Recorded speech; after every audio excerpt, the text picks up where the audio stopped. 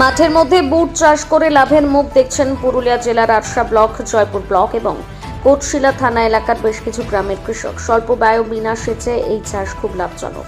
এই বিষয়ে আরশা ব্লকের লক্ষ্মণপুর গ্রামের একজন বুট চাষি জানায়, অগ্রহায়ণ মাসে ক্ষেতের ধান কাটার পর ক্ষেতের মাটির সাথে ভিজে থাকার সময় বুটের বীজ বোনা হয় এবং বীজ বোনার পর ক্ষেতে লাঙল দেওয়া হয়। মাঠে বুটের বীজ বোনার পর আর কোনো রকম সেচের দরকার হয়নি, সম্পূর্ণ বিনা সেচে চাষ করা হয়। তাই কম খরচ এবং অল্প পরিশ্রমে বুট চাষ খুবই লাভজনক।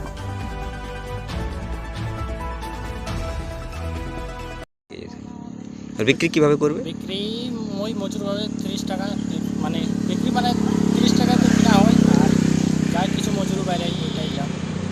কতদিন থেকে করছো এটা? এটা মোটামুটি ধরো না বেশি দিনে, কিছু আগের 1 মাস আগে থেকে। কি নাম আপনার? আমার নাম সাগর।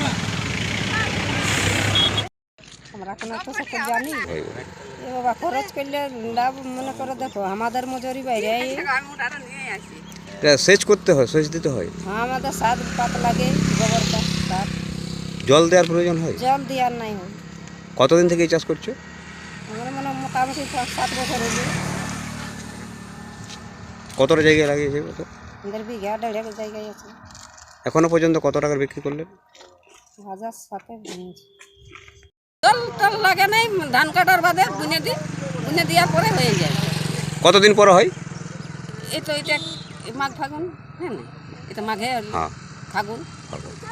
লাভ কেমন এটাতে?